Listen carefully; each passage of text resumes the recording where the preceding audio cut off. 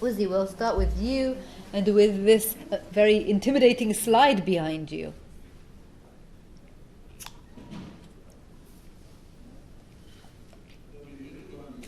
Should I speak in Hebrew or English? Hebrew, because I can also speak in English and then they won't have to translate.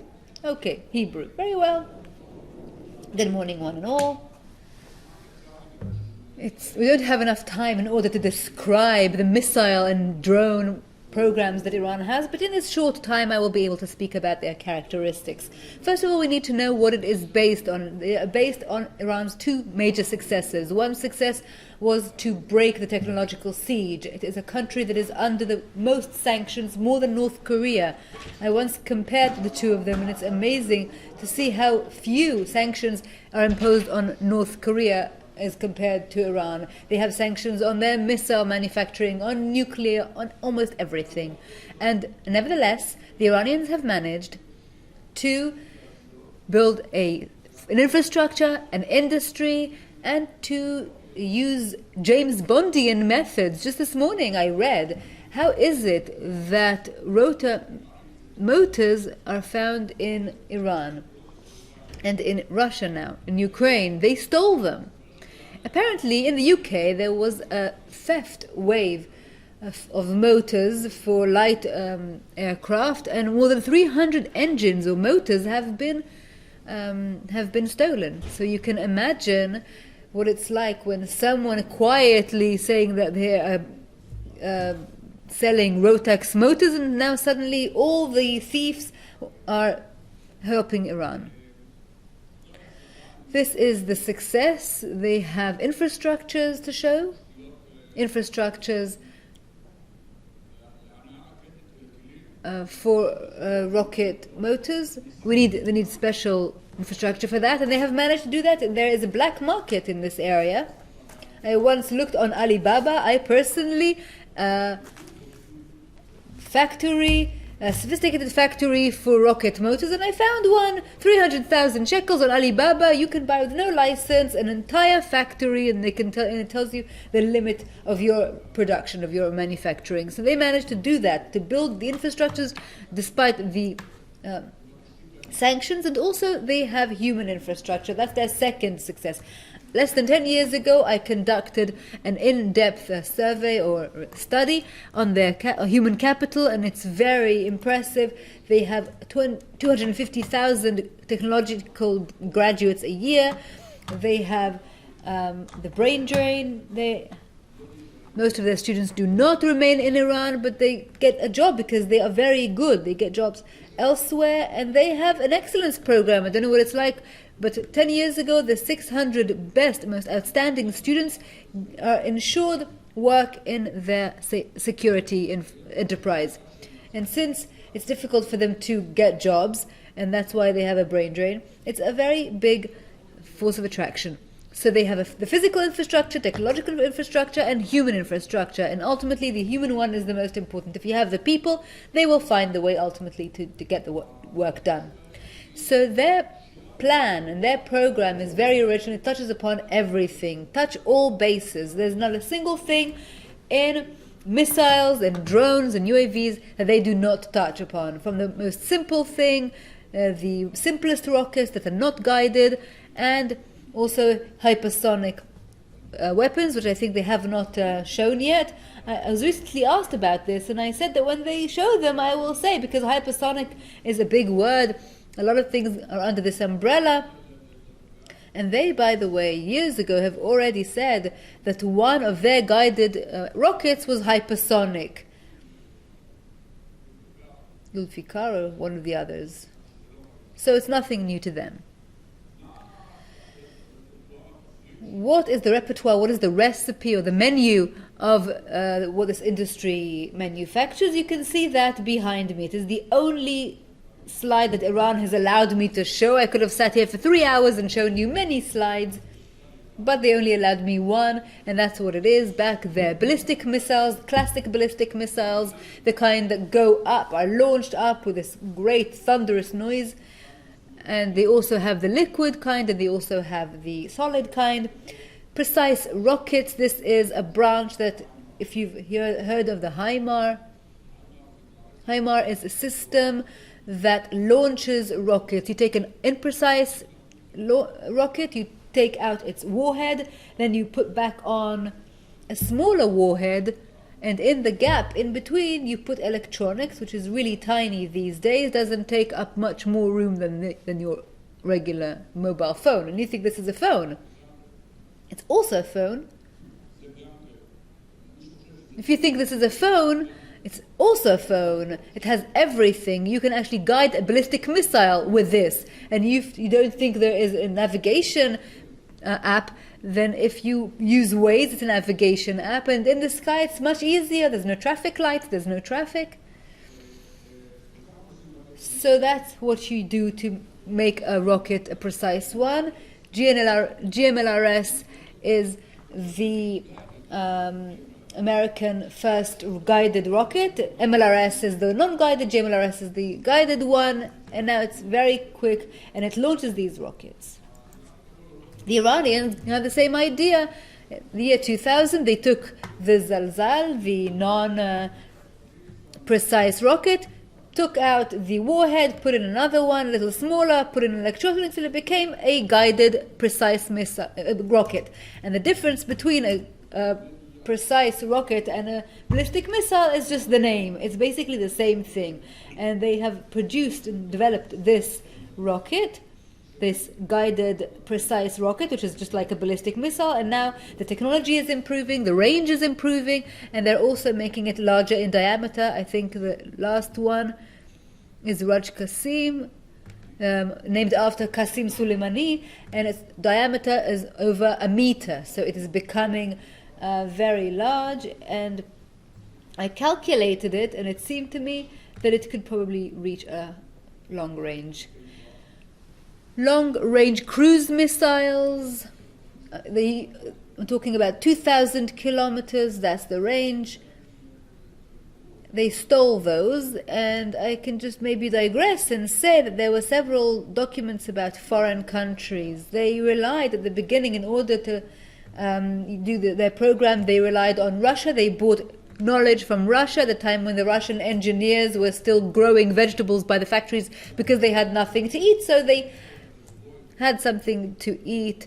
And their biggest rocket motor expert would come to Iran for $50 for a lecture. $50, that was his monthly income. So they used that, and they sent students over as well. They learned a lot from North Korea. These days, there are no connections between them. They don't need North Korea anymore. They don't need Russia anymore. On the other hand, Russia now needs them. They have become completely independent. So, as for the long-range cruise missiles, they stole a cruise missile that was in Ukraine and was returned to Russia. And on the way, some of these missiles ended up being in China, North Korea, and Iran.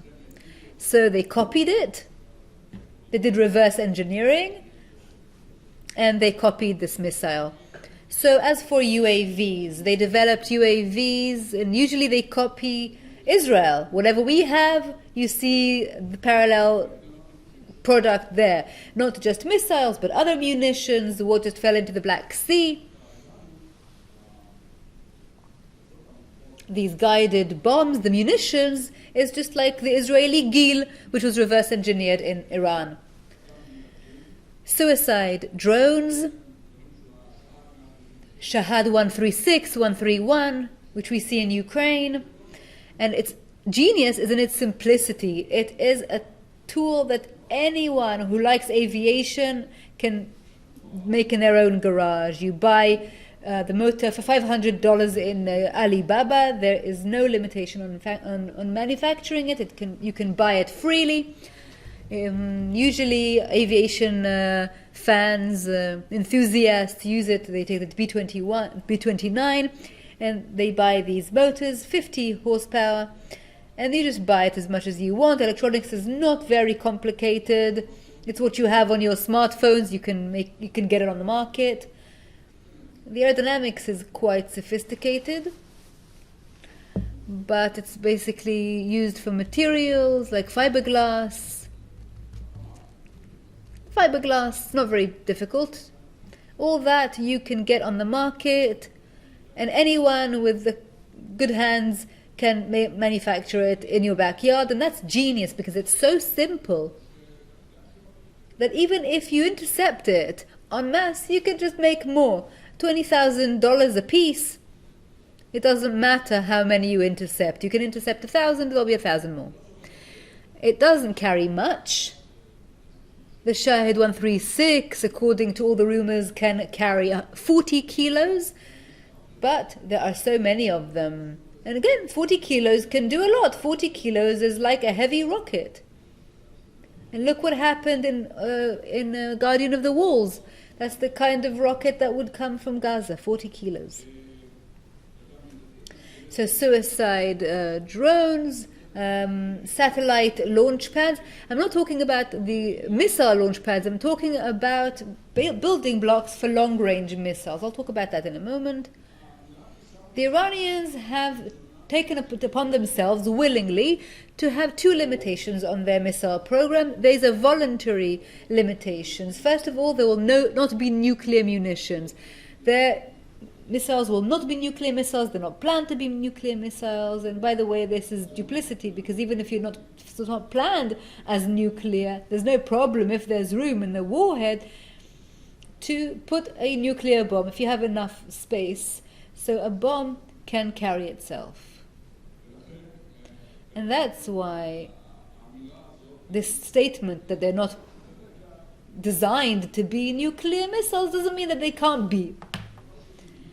And also they limited their range to 2,000 kilometers, which is very clever, because if you can imagine the map of the Middle East, 2,000 kilometers covers everything they need, including part of Egypt, all of Saudi Arabia, the Arab Peninsula, Turkey, and several other countries that are in the EU. Greece, Bulgaria, a bit of Romania. What they're not trying to... They don't want to threaten Germany. That's the main point. They don't want to threaten Germany and France. They don't want to be in their bad books, at least for now.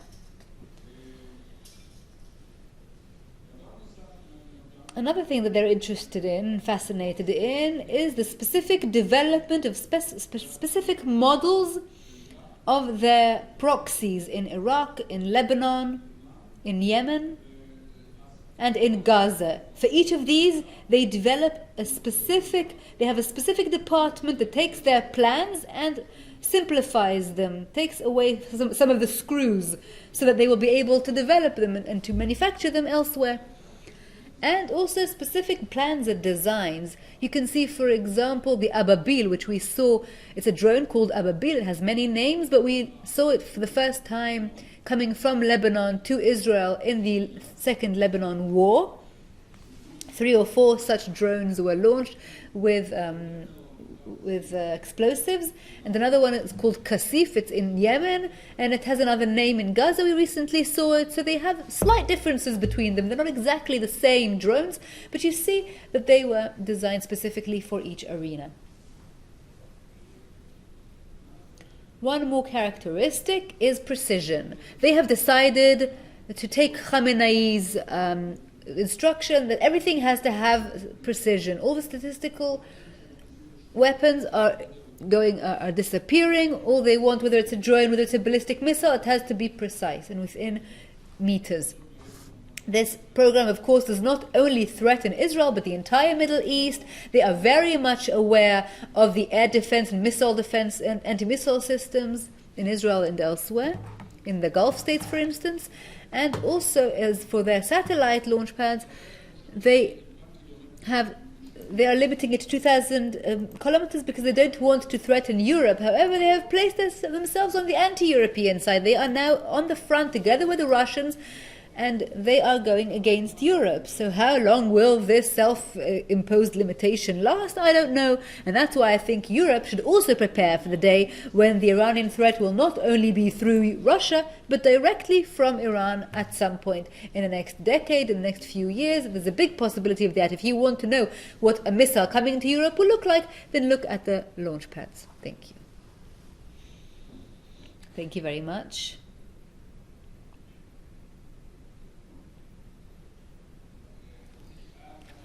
Uzi asked how many slides. I didn't ask how many slides. I just brought one. I just brought my slides without asking. So instead of sitting here, I will sit here for a moment and then I will go back there. We can't talk about Iran and missiles and space without me coming, and I figured maybe I'll learn something. So first of all, I want to say to Uzi, I have prepared a picture from a friend of ours. We'll see him in a minute. We're talking about the space program in Iran. It has many reasons. Some of them are very genuine, realistic reasons. They really do need satellites. Some against its enemies, Israel, the Gulf states, Saudi Arabia, but they also have real needs in terms of remote access, urban planning, and that's not lies. They do need that too. Of course, it's an element that is used in order to enhance their space program, to project their status, show how strong they are. That's obvious. For many years, this was an avenue that was easy for Iran to kind of launder the capabilities that they were not allowed to develop, because the Outer Space Convention says that any country could develop in that area.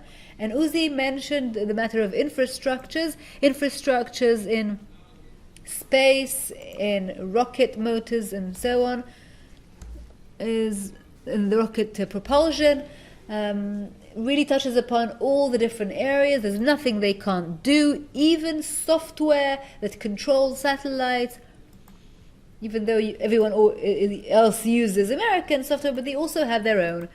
And of course that has to do with cyber. And even in the last few years, you see budding Iranian startups in the space industry that are also supposed to work. And we also have איזה באסה שאנחנו לא רואים כלום. מה את רוצה, את המצגת או אותו? את המצגת. אוקיי. And we see here our friend, Defense Minister Shamkhani, and you see a missile launch pad, and you can see the picture on the left-hand side is the same place after he became a shaheed. מה לכל השדים ורוחות הוא אומר? You can see that it gets the 30 kilometers. And the first satellite weighed 27 kilos. They have huge launch sites. The first site is this round area you see at the bottom, 4 kilometers northeast of the site named after Khomeini for heavier launch pads. And you can see the impact of what you see from South Korea. And it's had very bad launch pad. It has failed 6 times, has never been successful. And we also have Sharud, which you see up there, the rectangle at the top.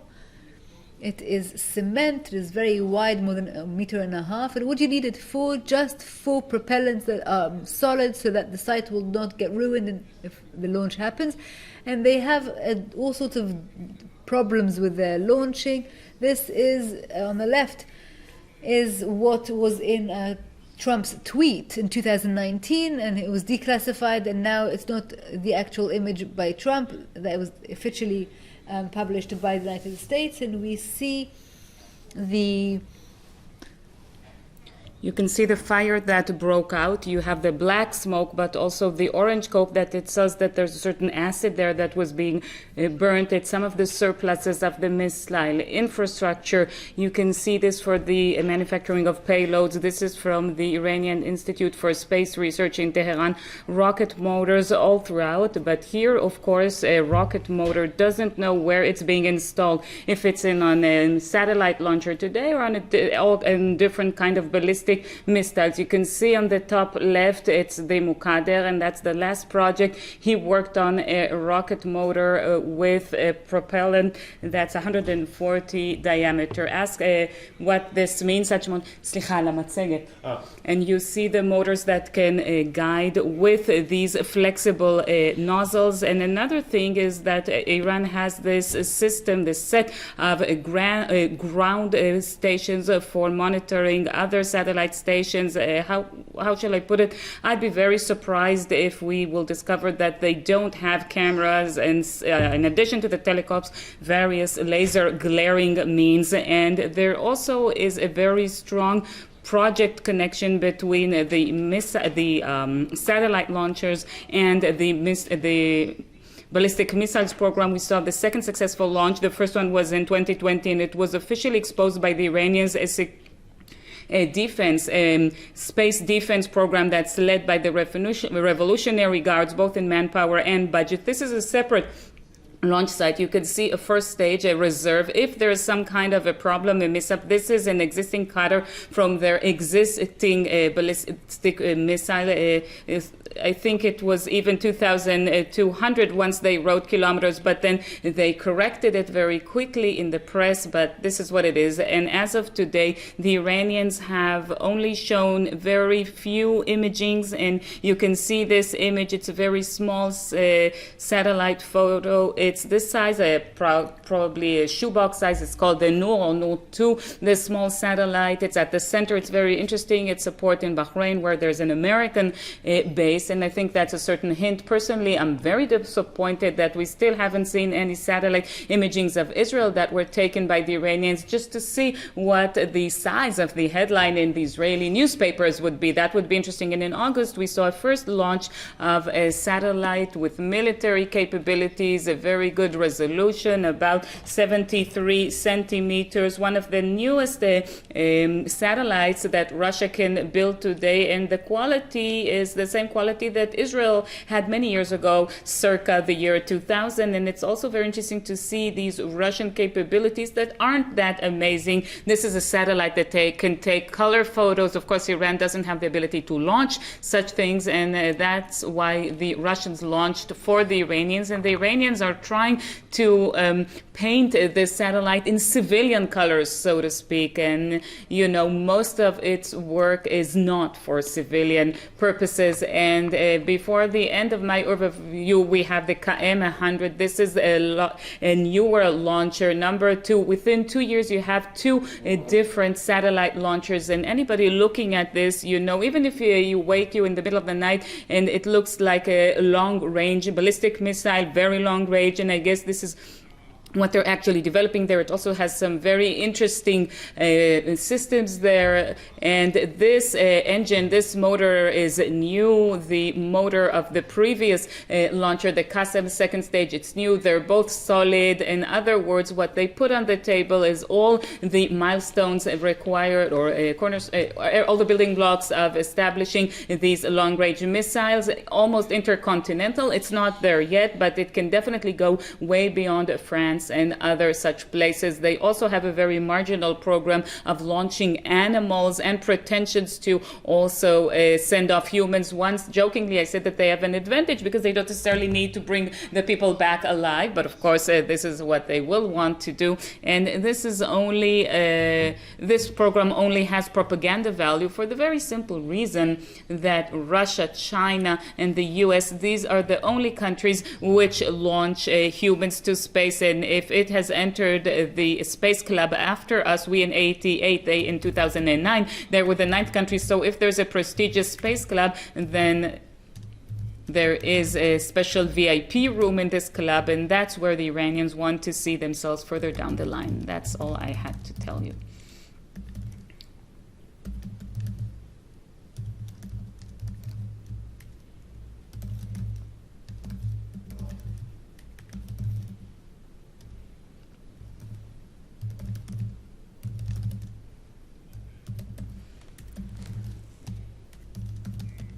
Okay, so I won't talk so much about missiles. I'll talk more about cyber. And I'll try to do it. How much time do I have? I'm always on schedule, don't worry. There are a few things I'd like to say at the outset. In 2022, there are 3 events which affected the cybersphere, not just that arena, and of course in the context of Iran. The first event was the invasion, the Russian invasion into Ukraine. The Russian invasion to Ukraine, in principle, should not have created such a tremendous impact as it did, but the Russian weakness that was exposed following this invasion, and it was exposed in all areas, whether it's weapons, the ability to attack, and also on the physical level, and in any other sphere. It is a tremendous failure, and that's of course when we look at it in retrospect. Now we understand that the Iranians actually entered this theater in which they're supporting the Russians, and now they are getting from them things that they couldn't do before. And let me say something about the arena in Ukraine from a cyber perspective. There is a very clear-cut, unequivocal American victory there versus the Russians. The Americans, in combination with the largest software companies in the world, for example, Microsoft, Google, ESAT, actually managed to destroy the infrastructure, the Russian attack infrastructures and the over critical infrastructure in the Ukraine. And this has tremendous significance. This means that for the first time, a superpower managed to thwart and paralyze assault infrastructure, cyber assault infrastructures. And this has significant implications. And the third event, and it's completely related to Iran, is the unrest, the domestic unrest in Iran. It's driving the Iranians crazy, and actually they're doing a lot of things in order to try to curb this. When we are talking about the Iranian cyber offensive, we could see that there are two main entities that are dealing with this in Iran. The first one is the Revolutionary Guards, and the second one is the Intel Directorate, the Iranian Intel Directorate. And when we look at it, we see that there are about 10 assault units that are actually involved in this game. But there are also a lot of companies that, you know, for all intents and purposes, are civilian companies that are helping in this effort, just like we have in Israel, various companies that help the defense efforts, the security efforts. And this year they are sharing assault infrastructure. That means servers, various means of attack, things that in the past they didn't share with each other, and this year they are sharing with each other. In principle, the Iranian campaigns, when we look at them and identify them, one can identify signs almost every week of campaigns that are done through cyber. They are constantly working, they don't stop, they never stop working. And I'm going to skip over this slide. If you want, I can send you this presentation, and this flow chart tells you, you see the names that are beneath these assault means of the Revolutionary Guards, the Ministry of the Intelligence. And I would like to say something about the targets. These are actually the targets which the Iranians are conducting cyber attacks on. I prioritize them, and we can see where are the greatest efforts they're making. And ranking number 1, 2, and 3 are Israel, US, and Iran. We need to understand that Iran is a major and significant target this year. They're trying to figure out and managed to decode all these domestic organizations that lead to domestic unrest. And only last night, for example, a lot of the connection to internet in Iran, this infrastructure went down because this was a very difficult night of rioting. So they exerted every possible effort in order to completely cut off the communications between the, we can call them the youngsters who currently wish to rebel. But we can also see an entire series of other countries. This includes Albania. Do you know why Albania? Albania Albania this year suffered from the most serious cyber attack on Iran that completely paralyzed their cyber, and the Mujahideen al-Khalq are actually stationed in Albania, one of the greatest opposition groups to the Iranian regime. And when they wanted to hold a conference of all the oppositionary factors in Albania, the Iranians decided it's simply not going to happen. So they simply took down all of Albania's internet infrastructure, and the result was that this conference was canceled. It was canceled. So that was a tremendous success. And of course, the Americans sent to Albania all of their cyber forces in order to rebuild their systems, to rehabilitate their systems. That was quite a beautiful situation. And there are many other countries. By the way, this list I can show you now. There's this campaign of the Iranian Intelligence Ministry that within their assault infrastructure, they organized subdirectories of all the countries they're attacking. So we took this list from there.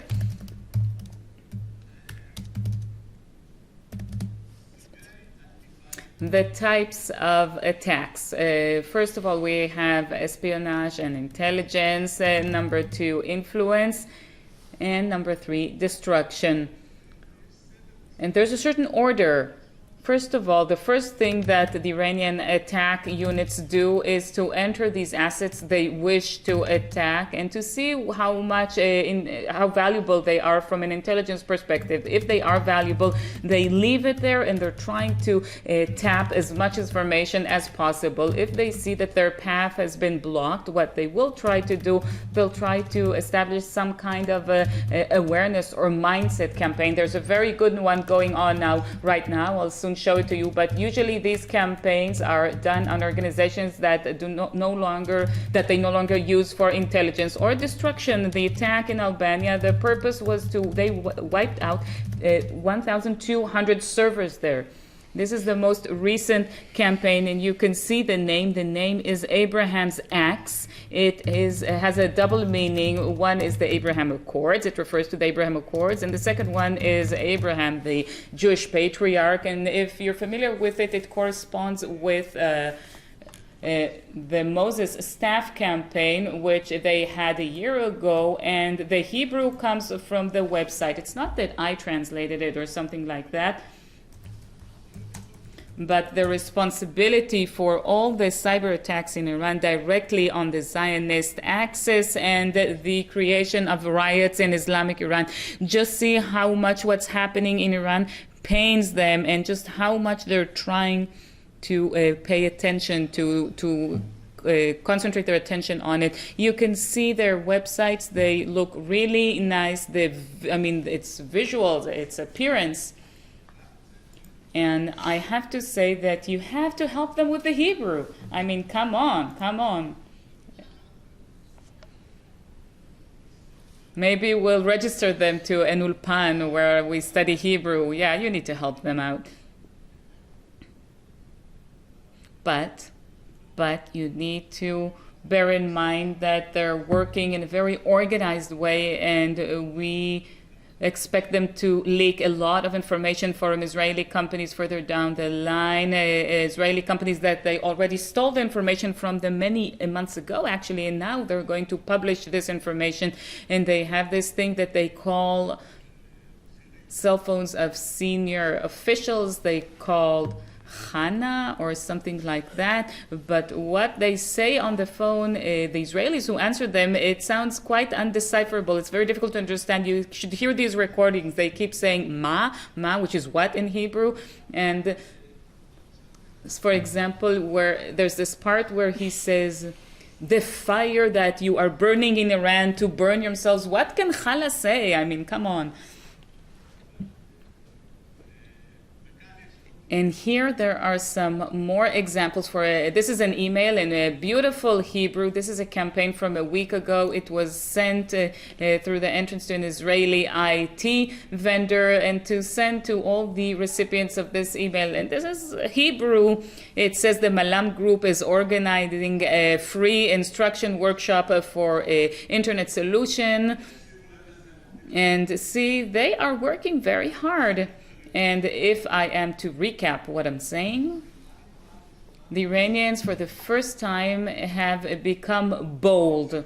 You know, they grew a pair, as they say, and now they're admitting, they're saying it's us. Before that, they didn't say that, and they're sharing instruments, tools, and information and intelligence with Hezbollah. And this is something that didn't occur because people in cyber don't usually like to share stuff. And the third thing, I guess there are initial signs that we can see the proliferation of cyber tools from Russia. These are initial indications. I don't think that the Russians like this. Maybe they'll give them things, like very old stuff. Direct attack on government agencies, for example, Albania, and to learn which vulnerabilities to use. They're constantly getting better at that, and that's the most critical point. When will the Iranians have the tools which are actually vulnerabilities that cannot be detected? This is the critical line in the cybersphere. And last but not least, we've seen indications that perhaps they're trying to penetrate and hit the Israeli and US drone systems. And that's it. Thank you.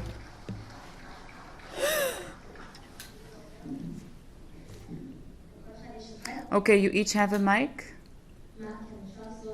Yeah, we can turn off the projector.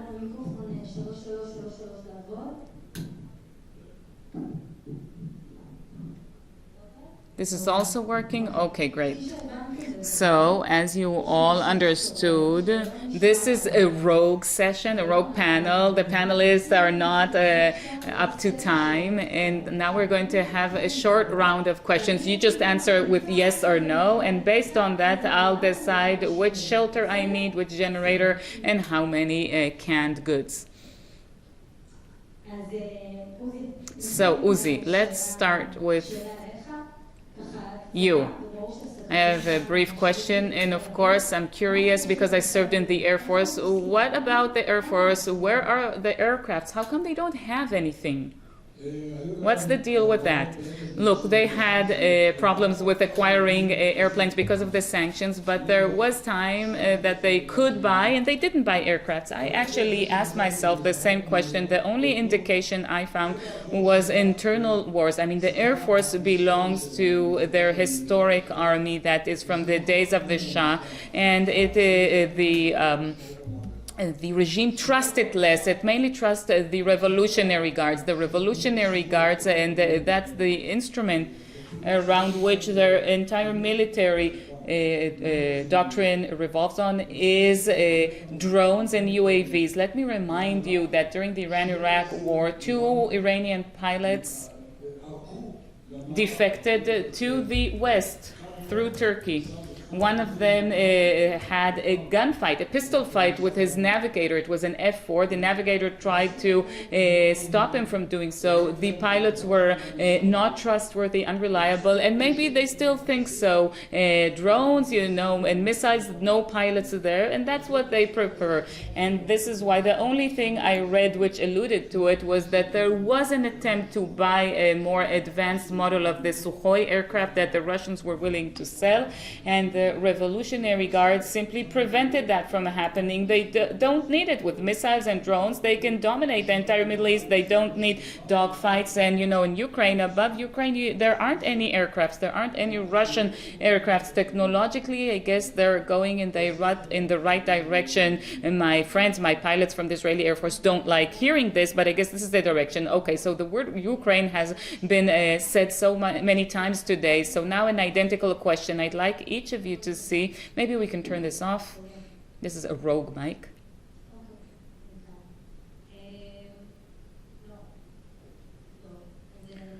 Okay, I hope somebody will address the sound issues from the control. Now an identical question. Recently, with the war going on in the Ukraine and with all the recent activities, we can see a certain element that's a game changer that we need to learn from with respect to the Iranian capabilities or Iranian conduct. Let's start with you. Well, the answer is yes. Excellent, yeah. Now, if you could maybe elaborate a bit. I think, the Iranians are working in a very flexible way in this cyber sphere. It's true that there are about 10 units that are constantly working, but they're also constantly learning from others. And once you have this conflict in the Ukraine, they're just, looking to see what's happening there. And what they saw is that the Russians failed. The result is that they are re-examining what they wish to do with respect to harming critical infrastructure. And it's very interesting what's happening there. Do we have any special preparation, that something that we should have changed, how we are preparing with respect to what we see happening there? Look, I think that in Israel there's an awareness, I would call it the awareness at the highest level to the Iranian activity. And I think whatever had to be done was done. Okay, that's good news. Uzi? Do we need to change anything in view of the lessons learned in the Ukraine? One of the lessons from the Ukraine is defense from cruise missiles is, I guess, more difficult than defense from ballistic missiles. This wasn't that evident, it wasn't that clear, but now it's becoming clearer. And there are these huge efforts being made because the cruise missiles are extremely dominant and they are methodically destroying the Ukraine without aircrafts even having to enter the airspace. We have B-52, squadrons doing carpet bombing, and what we have outside is the cruise missiles outside the borders. It's easier to operate, it's cheaper, and it's simply destroying Ukraine's energy infrastructure. This is a very important lesson for us, both on the defense and on the offense. Now, as for the defense, they're trying to have some defense from that. They're sending systems. We're hearing about success, and there is some partial success, but still so many managed to overcome these defense systems. And there were about an attack of about 90 cruise missiles last week, and the Americans said that they managed to intercept 70, but there were 15 hits on their energy targets. Out of the 90, 70 were intercepted and 15 managed to bypass, and it was enough. So the issue with cruise missiles is that there are many of them, and it's difficult to defend from them because there are so many of them. They're simple, and it's very difficult to detect them because they fly on low altitude. There is an image of one attacking a power plant in Kiev. It just goes there, it goes up and lands. It takes a high altitude just when it nears the target. You can't see it coming. And reports on Ukrainian pilots who are guided, the Air Force, the Ukrainian Air Force is still operational and they have aerial control. Despite all the Russian efforts, it still exists, and they go to the position to find the cruise missiles, and they don't find the missiles because they're in the wrong place. So it's a serious, big problem, and maybe we're a bit fortunate that they're trying it out first in the Ukraine. So we need to follow up and see if there's any success in preventing that. We need to learn from that, and if they're failing to do so, we should draw our lessons. Now, Tal, from your acquaintance with drones and the connection to the military, the satellite with these military capabilities you talked about, could that be some kind of a springboard for the military capabilities with respect to the ability to identify targets and attack them? And if so, what can be done about it? And if you don't have a solution, maybe Boaz does. Okay, so first of all, the Iranian drones, despite being simple, are very precise. From everything we saw, even in the attack in the upcake in Khorej in Saudi Arabia in 2019, and especially in the oil ships, we see that they have exact coordinates to hit them. And in those contexts, we know that there is a multitude of communication channels with navigation satellites. It can be we do from China, Galileo, so it's very difficult to block them all. And we know that we now use these drones less. They don't have any homing devices. They simply have their targets fed into them ahead of time, but they do have ballistic missiles. They do have other missiles that have an electro-optic homing device, and for that, they need to identify the targets exactly. We know that in al-Assad in Iraq, the Americans knew about this attack, and so the soldiers were not hurt, but we saw very precise hits. And obviously a satellite with a resolution that is better than a meter is a very good tool, especially if it is used independently by Iran to collect targets for infrastructure. It's not as if you can't see the building we're sitting in on Google Earth and so on, but targets that are not necessarily fixed infrastructure, this tool can serve very well. To hit satellites, that's something that we know from around the world. It is possible to kinetically target these satellites, thwart an intercepting missile. Can we intercept satellites from missiles on the ground? Yes, of course you can, but you shouldn't do that. One, because you can trace back this missile to those who launched it, and also it creates a kind of bad atmosphere for many reasons, for operative reasons and so on, and therefore a softer attack on satellites which can be carried out by cyber will of course have capabilities that should be cultivated. Boaz, do we cultivate them? Of course. Great. Again, thank you. I'm making progress. Still, if we look at it, can we actually assess that we are moving on to a cyber in space dimension? It sounds like a sci-fi movie. Is this a dimension that may play a bigger role in the next round? Any electronic device that can be controlled from afar remotely, whether it's in space or it's a Tesla car in China or a computer connected to the internet, any device that has in it computer devices, computer systems, and can be controlled remotely is a target for cyber attacks. It can be navigation systems, it can be missiles, and it can be any tool from a tank to a jeep that has some kind of system based on a computer. It can be a target for a cyber attack. If there are so many targets for cyber attacks, how is it that we're primarily seeing Iranians trying to attack civil companies and we're not really hearing military targets that could have been a great success, a glorious success for them?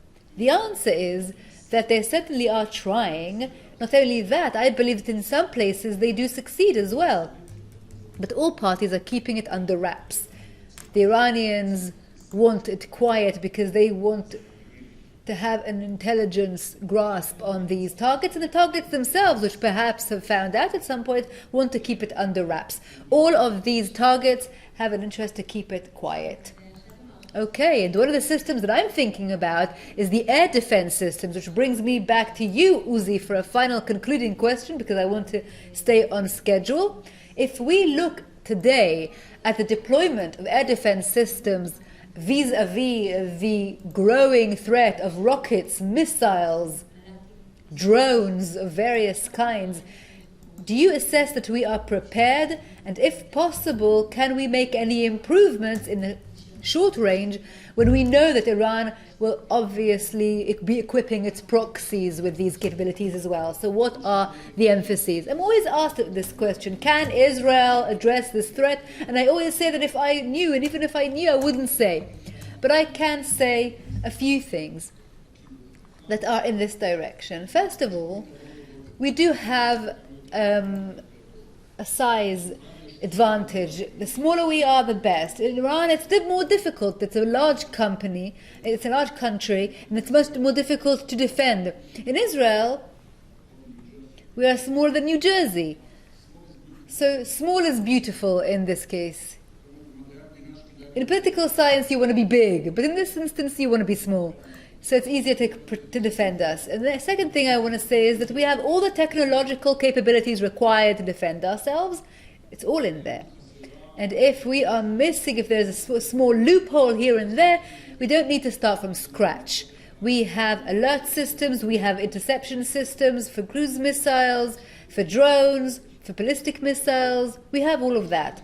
Do we have it in the right quantities? That I cannot say. Again, and even if I knew, I wouldn't say, but I don't know. Do we have it in deployment? Do we have it in the right deployment? That I don't know either. You need, in terms of these systems, you need alert. The interception is not a problem. A cruise missile is not faster than the plane that you take to Europe when you go overseas. You can intercept it with an .05 rifle if you know where it is. But the idea is to be able to alert, to be able to warn, to be able to know where it is. So the warning, the early warning systems, that's what we need. Do we have the infrastructure for it? Yes. Is it deployed properly? I don't know. So that's the kind of thing that whoever is in charge of that in this country should be able to estimate. And thankfully, we're not starting from scratch. What's the distance we have between full defense and what we have now, that I cannot assess. I hope it's not too big a gap. And of course, understanding that defense is never complete. We need to understand that it's never a complete defense. Yes, that's true, but we must understand that defense doesn't have to be complete. We've heard that, we've learned that. Defense can be good enough if you can withstand it. In our rounds with Gaza, when you were working with imprecise rockets, even 80% interception is good enough, because the marginal damage caused to you is something that you can withstand. People get killed, but you can withstand it, and you can keep going. So you don't have to have a complete defense. With precise missiles, of course, the interception percentage should be higher, but again, it doesn't have to be 100%. You need to be able to absorb, and passive defense is just as important as active defense. If you protect yourself, it is important to okay? So I'm coming out of here feeling that there is a change underway, and that there is a step up that is happening, and that we are seeing a demonstration of this in Ukraine, which will perhaps help decision makers to imagine less and to understand things more from what they see with their own eyes. And I hope that will also impact Israel's preparedness, knowing that these means will also be coming here to the Middle East, and knowing that we must prepare with interception, with absorption. But we've also heard some good news in this session in terms of our preparation, in terms of our understanding and knowledge. So I'd like to thank you all for sharing with us, for giving us your time. Thank you very much.